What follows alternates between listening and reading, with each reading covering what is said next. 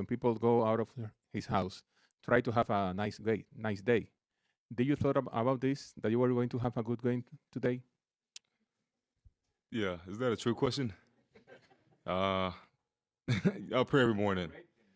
Oh, that's what you're trying to say? Nah, I just pray every day. I know I'm gonna have a great day. Over here on the left side, second row. Benedict, you didn't play in the first quarter. I guess how did you kind of stay ready mentally for when you got into the second quarter, and how do you think you've kind of grown when it comes to being ready when your number is called? Just staying ready. Whenever my number gets called, just to go in the game and do the right things and trying to have my team win.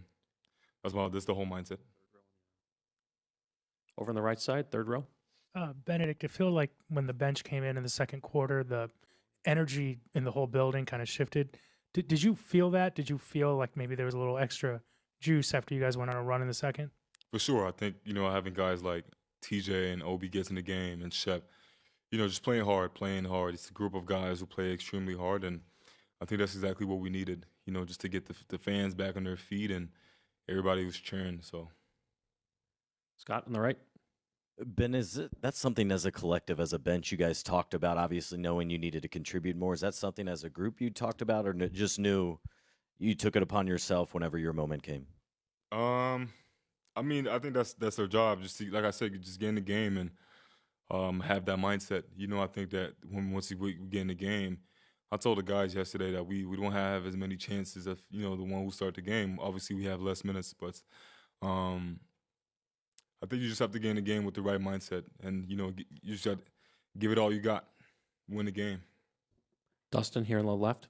Ben, just what got you into rhythm offensively? You're obviously able to hit a lot of those mid-rangers and threes and stuff like that. I mean, how did you find space, and what got you, just into a rhythm shooting-wise?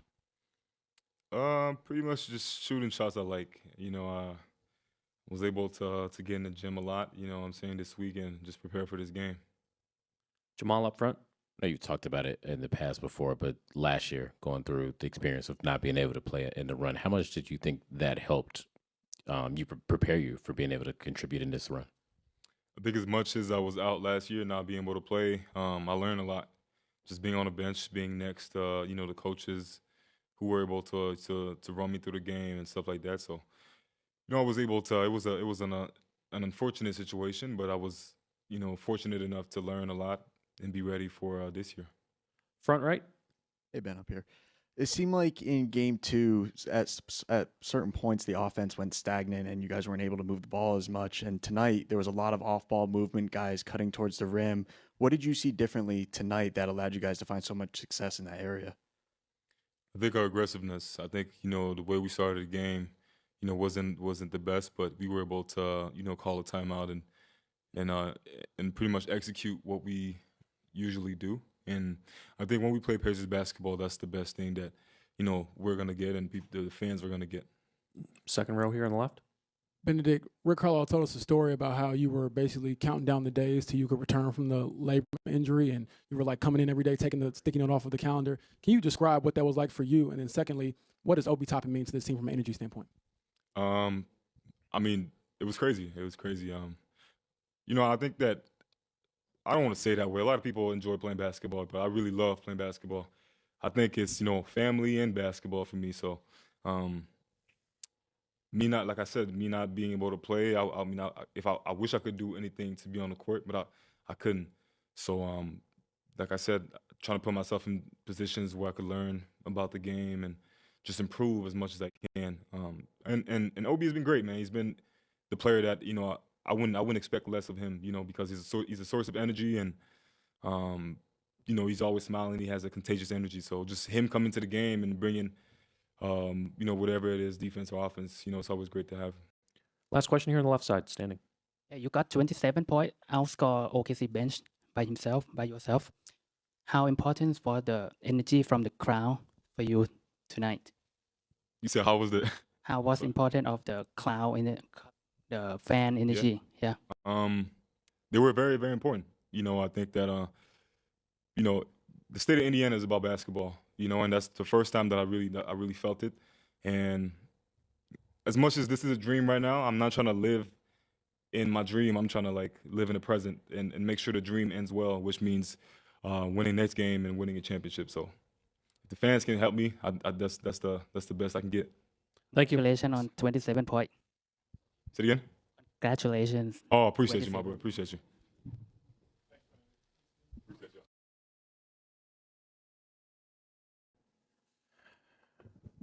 All right, we'll take questions around the room. Please raise your hand. Robert, back left. Thank you.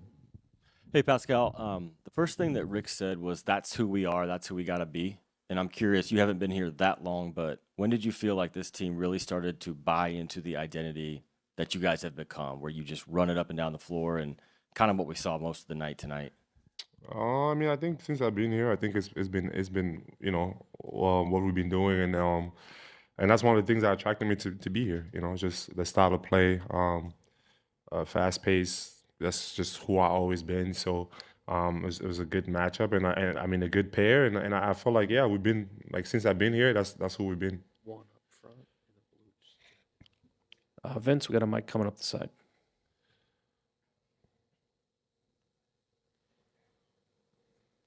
Pascal, Vince Goodwill from Yahoo Sports. We hear so much about how great Oklahoma City's defense is, and maybe you're trying to look and hunt for the perfect shot in the first two games. Did it feel like you were much more intentional of just finding a good shot and going with that, as opposed to maybe running the shot clock down and trying to find something perfect? I don't think that was our game plan, but I mean, if you say it is, then maybe it is. But I think we're just trying to play basketball. Obviously, we know how good they are as a team, and but at the same time, we just got to be us, and I think that's what we try to do. Over here on the left side. James Boyd, The Athletic. Pascal, I got you. When you look at the way Obi impacts the game from being a big running the floor like that, how does he give you all energy? And do you ever, seriously, when you see him dunk the ball, like maybe God just gave that to him and a few others, he's gifted. Like, I mean, we know what he can do, and he's one of the fastest out there, in the league as a big to run the floor. He's perfect for what we want to do, and obviously his athleticism is it's just crazy.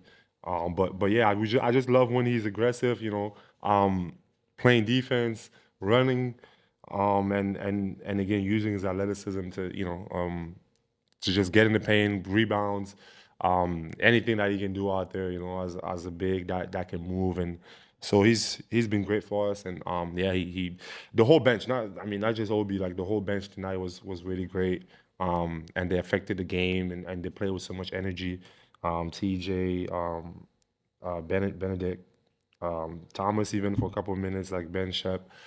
It was great. I think we need that from them for sure. Dustin?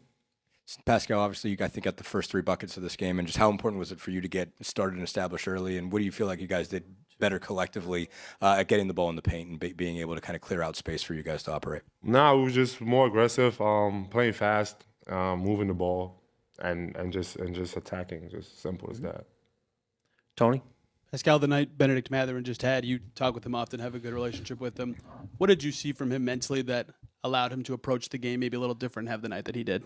No, I mean, I think he was great, just being aggressive. Like, that's who we want him to be. And when he's aggressive, he's active on defense, he's picking up full court, he's cutting. Like, when he's doing that, like, I mean, it looks easy out there for him. So we just want him to keep that same mindset and energy every single day. And I know that, again, his minutes might be here and there, and he just keeps going, and that's what we're gonna need from him. Howard in the back. Howard Beck from The Ringer. Pascal, there are nights when Tyrese obviously impacts the game greatly with his playmaking alone, and then there are nights like tonight where the scoring element comes with it too. Do you see anything different in those games from him? Is there an aggression you can pick up on early on, and how big a difference does it make when he's adding the scoring on top of the passing and playmaking? Yeah, Ty's just got to do him. Again, that's all he's got to do. He's got to be himself every time he's out there on the floor, and